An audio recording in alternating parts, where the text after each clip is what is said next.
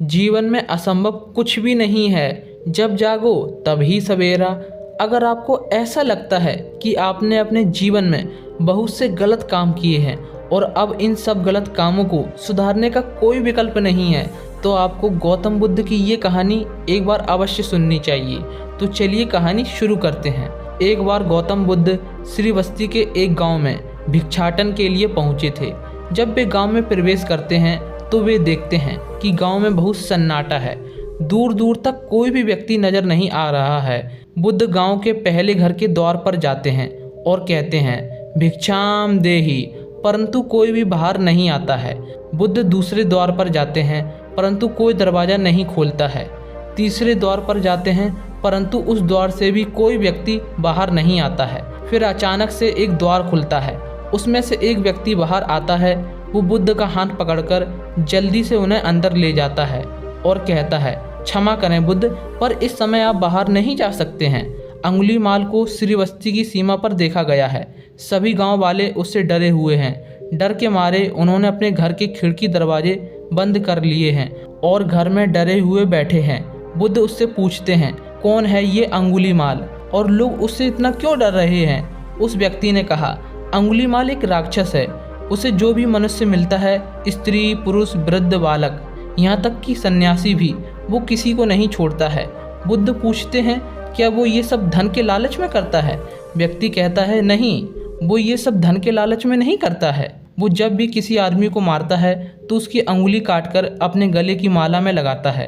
उसने लोगों की अंगुलियां काटकर एक माला बनाई है जो वह अपने गले में पहनता है, इसलिए उसका नाम अंगुलीमाल पड़ गया है। और मैंने ये भी सुना है, जब उसकी माला में 100 अंगुलियां पूरी हो जाएंगी तो उसकी शक्तियां और भी विनाशक हो जाएंगी। बुद्ध कहते हैं, आभार है आपका जो आपने मुझे अंगुलीमाल के बारे में बताया। व्यक्ति कहता है, बुद्ध कृपा करके आप बाहर मत जाइए, वो आप पर भी वार कर सकता है। बुद्ध कहते हैं, मैं भय से अपनी राह छोड़ दूं, ऐसा मैंने कभी नहीं किया। जब मैं बाहर लोगों से भिक्षा मांगूंगा तो लोगों में उसका भय कम होगा। फिर वो व्यक्ति कहता है, नहीं बुद्ध, आप बाहर मत जाइए, वो बहुत खतरनाक है। बुद्ध कहते हैं, वो खतरनाक नहीं बल्कि दुखी है और मुझे उसके पास जाना ही होगा, उसे मेरी आवश्यकता है। इतना कहकर बुद्ध उस घर से बाहर निकल जाते हैं और आगे बढ़ जाते हैं। गांव की सीमा खत्म हो जाती है और जंगल शुरू हो जाता है। बुद्ध जंगल में आगे बढ़ते हैं। वन में चारों ओर सन्नाटा छाया होता है। दूर दूर तक ना तो कोई पशु पक्षी दिखाई देता है और ना ही मनुष्य, परंतु गौतम बुद्ध अपने मार्ग पर आगे बढ़ते रहते हैं। अचानक से बुद्ध के सामने एक व्यक्ति खड़ा हो जाता है। उसका रूप इतना डरावना है कि कोई भी व्यक्ति उसे देखते ही भयभीत हो जाए। यही अंगुलीमाल है। उसके गले में अंगुलियों की एक माला होती है। शरीर बलशाली होता है। उसका रूप बहुत ही डरावना है, परंतु बुद्ध पर अंगुलीमाल के डरावने रूप का कोई असर नहीं होता है। बुद्ध कुछ समय तक शांत एक मुस्कुराहट के साथ उसकी तरफ देखते हैं, फिर उसके बगल से निकलकर अपने मार्ग में आगे बढ़ जाते हैं। बुद्ध को ऐसा करता देख अंगुलीमाल आश्चर्यचकित रह जाता है। वह समझ नहीं पाता है कि उसके साथ ये हो क्या रहा है। वह मन ही मन सोचता है, मुझे देखकर लोग या तो भाग जाते हैं या तो मुझसे अपने प्राणों की भीख मांगते हैं। मैंने कई सन्यासियों को भी मारा है, लेकिन मैंने आज तक ऐसा कोई भी व्यक्ति नहीं देखा जो मुझे नज़रअंदाज करके अपने मार्ग में आगे बढ़ जाए। या तो इसने मुझ पर ध्यान नहीं दिया होगा, या फिर ऐसा हो सकता है कि ये देख ही ना सकता हो, परंतु मुझे इससे क्या मतलब, मुझे तो अपने गले की माला पूरी करनी है। अंगुलीमाल बुद्ध को आवाज़ लगाता है, ए साधु रुक जाओ, लेकिन गौतम बुद्ध अंगुलीमाल की बात को नहीं सुनते हैं और आगे बढ़ते रहते हैं। इस बार अंगुलीमाल बहुत क्रोध में आवाज़ लगाता है, ए साधु वहीं रुक जाओ, लेकिन बुद्ध फिर भी उसकी बातों पर कोई ध्यान नहीं देते हैं और अपने मार्ग में आगे बढ़ते रहते हैं। अंगुलीमाल तीसरी बार अत्यधिक क्रोध में बुद्ध को आवाज़ लगाता है, साधु वहीं रुक जाओ। इस बार बुद्ध रुक जाते हैं। अंगुलीमाल बुद्ध के पास जाता है और बुद्ध से कहता है, मेरे कहने पर भी तुम क्यों नहीं रुके?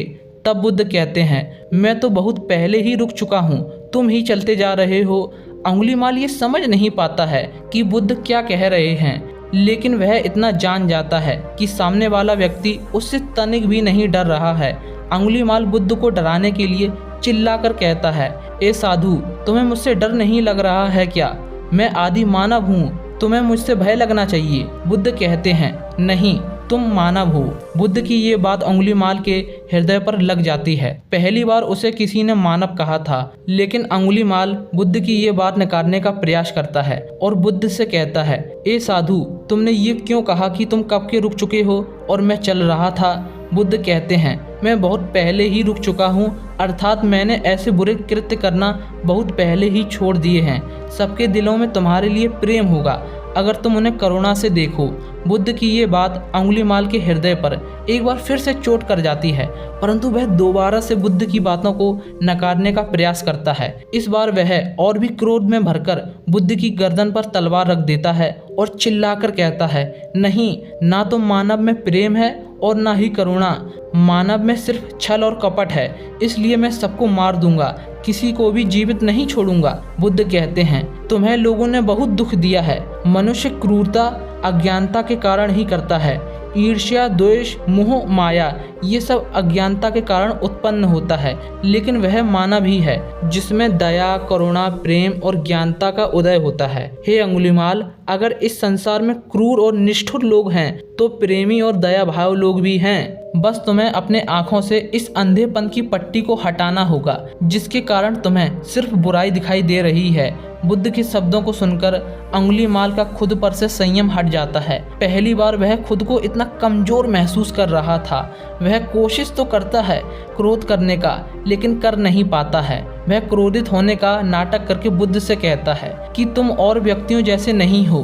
बुद्ध कहते हैं, मैं और व्यक्तियों जैसा ही हूँ, बस जागृत हूँ और यह सिद्ध कर रहा हूँ कि हर व्यक्ति में जागृत होने की क्षमता है। मेरा मार्ग क्रूरता को दया में परिवर्तित करता है। अंगुलीमाल, तुम अनजाने में घृणा के पथ पर चल रहे हो, बस इस बार रुक जाओ। तुम्हारे भीतर भी यह क्षमता है कि तुम करुणा और प्रेम के पथ पर चल सको। इतना कहते ही अंगुलीमाल के हाथों से तलवार नीचे गिर जाती है। उसकी आंखों से आंसू बहने लगते हैं। भला कोई बुद्ध की बातों को कब तक अनदेखा करेगा? अंगुलीमाल रोते हुए बुद्ध से पूछता है, क्या आप वही हैं जिन्हें लोग बुद्ध कहते हैं, जो लोगों को मुक्ति के मार्ग पर चलना सिखाते हैं? बुद्ध कहते हैं, हाँ, मैं वही हूँ। मैं तुम्हें मुक्ति के मार्ग पर ले जाना चाहता हूँ। लेकिन अंगुलीमाल कहता है, मैं बहुत दूर निकल गया हूँ। मैंने बहुत हत्याएं की हैं, बहुत पाप किए हैं। मैं चाहकर भी वापस नहीं लौट सकता हूँ। मेरा वापस लौटना असंभव है। बुद्ध कहते हैं, असंभव कुछ भी नहीं है, जब जागो तब ही सवेरा। अंगुलीमाल कहता है, मैं पुनः जीवन की ओर नहीं लौट सकता हूँ, बहुत देर हो चुकी है। बुद्ध कहते हैं, तुम में अभी भी इतनी चेतना है कि तुमने जो कुछ किया है तुम्हें पता है कि वो बुरा है। इसका अर्थ ये है कि तुम जानते हो कि क्या बुरा है और क्या अच्छा। अंगुलीमाल, जिस दिन से तुम अच्छा कार्य करना शुरू कर दोगे, उस दिन से ही तुम्हारा नया जीवन शुरू हो जाएगा। तब अंगुलीमाल कहता है, मैं कितने ही अच्छे कार्य क्यों ना कर लूँ, मुझे उसी दृष्टि से देखा जाएगा और मुझे चैन से नहीं जीने दिया जाएगा। बुद्ध कहते हैं, अंगुलीमाल, अगर तुमने हिंसा का मार्ग छोड़ा तो मैं तुम्हारा मार्गदर्शन करूंगा। मैं तुम्हें लोगों की घृणा से बचाऊंगा और मैं तुम्हारा संरक्षण करूंगा, लेकिन पहला कदम तुम्हें ही उठाना पड़ेगा। अंगुलीमाल पूछता है, क्या ये हो सकता है? बुद्ध कहते हैं, हाँ, ये अवश्य हो सकता है। अंगुलीमाल रोते हुए बुद्ध के चरणों में गिर जाता है और कहता है, बुद्ध, मैं आपको वचन देता हूँ कि मैं सारे बुरे कृत्य करना छोड़ दूंगा और आपके पीछे करुणा के मार्ग पर चलूंगा। बुद्ध, मुझे अपना शिष्य बना लीजिए। बुद्ध उसे अपने संग में शामिल कर लेते हैं और वो एक भिक्षु बन जाता है। वह सत्य और करुणा के मार्ग पर चलने लगता है। गौतम बुद्ध वो थे जिन्होंने अपने ज्ञान से लोगों के दुख दर्द दूर किया और उन्हें मोक्ष के रास्ते पर ले गए। हम में से भी ऐसे बहुत से लोग होते हैं जो ये सोचते हैं कि मैंने बहुत से गलत काम किए हैं, अब लौटना मुश्किल है, अब इन गलतियों का सुधारने का कोई विकल्प नहीं है।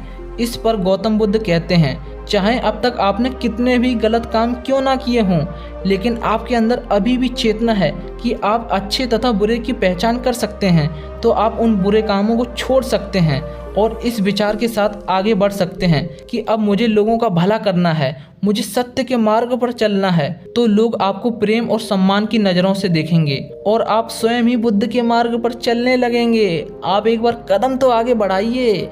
आज की ये कहानी यहीं समाप्त होती है। आपको यह कहानी सुनकर कैसा लगा, कमेंट करके हमें ज़रूर बताएं। अगर आपको यह कहानी अच्छी लगी है तो इस वीडियो को लाइक कीजिए और अपने दोस्तों, रिश्तेदारों में शेयर कीजिए और ऐसी ही गौतम बुद्ध की प्रेरणादायक कहानियों के लिए चैनल को सब्सक्राइब करके बेल आइकन को ऑल पर सिलेक्ट करें।